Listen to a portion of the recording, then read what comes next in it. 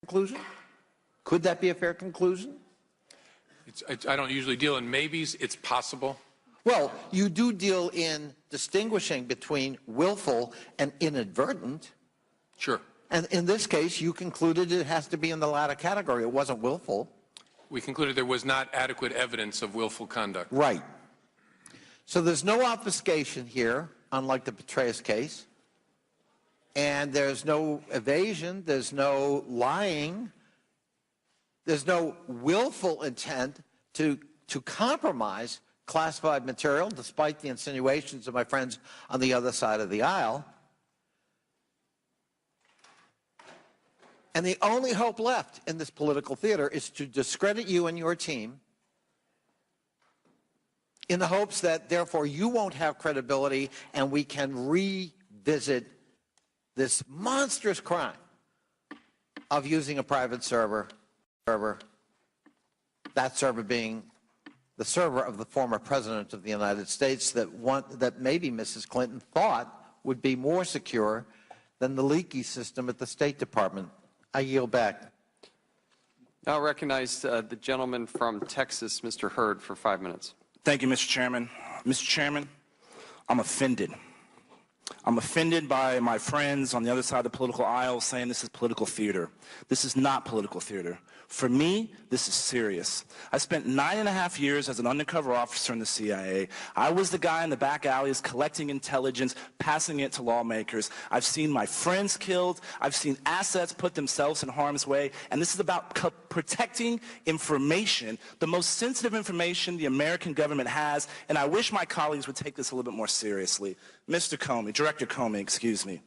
SAP, Special Access Program, you alluded to earlier, that includes SCI information. Does SCI information include HUMINT and SIGINT? Yes. HUMINT and SIGINT, human intelligence information collected from people that are putting themselves in harm's way to give us information to drive foreign policy. Signals intelligence, some of the most sensitive things to understand what Al-Qaeda is doing, what ISIS is doing. So, the former Secretary of State had an unauthorized server, and those are your words, in her basement, correct? Correct. Who was protecting that information? Who was protecting that server? Well, not much. There was a number of different people who were assigned as administrators of the server. And at least 7 emails chains, or 8, that was classified as TS-SCI. Correct.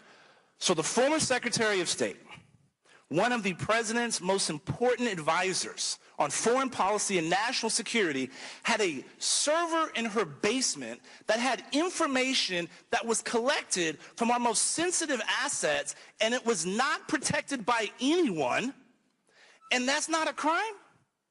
That's outrageous. People are concerned. What does it take for someone to misuse classified information and get in trouble for it? Well, it takes mishandling it and criminal intent. And so an unauthorized server in the basement is not mishandling? Well, no, there is evidence of mishandling here. This whole investigation at the end focused on, is there sufficient evidence of intent? Was this unanimous opinion within the FBI on your decision? Well, the whole FBI wasn't involved, but the team of agents, investigators, analysts, technologists, yes. Did you take into any consideration the impact that this precedence can set on our ability to collect intelligence overseas? Yes. My primary concern is the impact on what other employees might think in the federal government. And you don't think this sends a message to other employees that if the former Secretary of State can have an unauthorized server in their basement that transmits top secret information, that's not a problem? Oh, I worry very much about that. That's why I talked about that in my statement, because an FBI employee might face severe discipline, and I want them to understand that those consequences are still going to be there. Director Comey, do you have a server in your basement? I do not. Does anybody in the FBI have a server in their basement or in their house? I don't know. Not. Do you think it's likely? I think it's unlikely. I would think so too. You know, I would think so too, because I've been proud to serve alongside the men and women that you represent. So there was no dissenting opinion when you made this decision. It's your job to be involved in counterintelligence as well. Right? Yes. So that means protecting our secrets from foreign adversaries collecting them. Is that correct? Correct. Did this activity you investigated make America's secrets vulnerable to hostile elements? Yes. Do you think that pattern of behavior would continue? I'm sorry, I missed the last. Do you think that pattern of behavior would continue? Would continue. By our former Secretary of State? I'm not following. You mean if this had not come to light, you mean? Right now, based on what we see, do you think there's going to be other elements within the federal government that think it's okay to have an unauthorized server in their basement? Well, they better not. That's one of the reasons I'm talking about. So, but what is the ramifications of them doing that? How is there going to be any consequences levered if it's not being levered here? Because indeed, you're setting a precedent.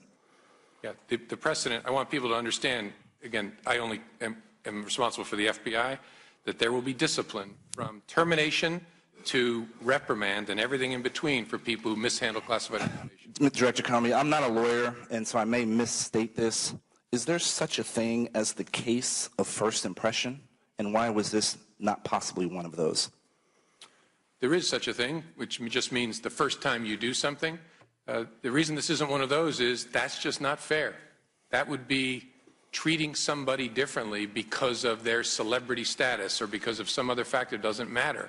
We have to treat people. It's the bedrock of our system of justice. We treat people fairly. We treat them the same based on their... And that person mishandling the most sensitive information that this government can collect is not fair? It's not fair to punish someone who did that? Not on these facts. It would be fair. That person worked for me. It would be fair to have a robust disciplinary proceeding. It's not fair to prosecute that person on these facts. I thank Mr. Chairman, I yield back the time I do not have. Thank the gentleman.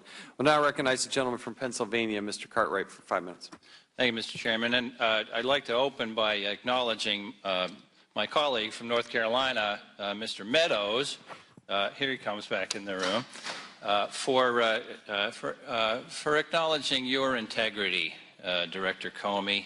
I think bipartisan sentiments like that are few and far between around here, and I appreciate Congressman Meadows' remark. You are a man of integrity, Director Comey. It's troubling to me that remark from Congressman Meadows is not unanimous at this point. It used to be. Just weeks ago, our chairman, Representative Chaffetz, stated on national TV that Republicans, quote, believe in James Comey, unquote. He said this, and I quote, "I do think that in all of the government, he is a man of integrity and honesty. His finger's on the pulse of this. Nothing happens without him, and I think he is going to be the definitive person to make a determination or a recommendation."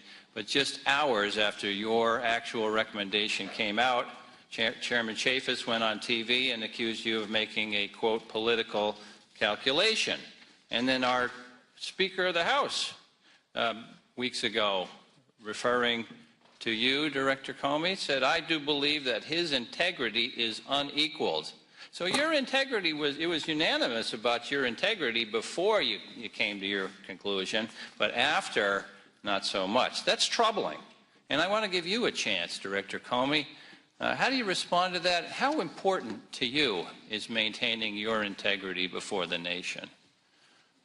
I think the only two things I have in life that matter are the love of my family and friends and my integrity. So I care deeply about both.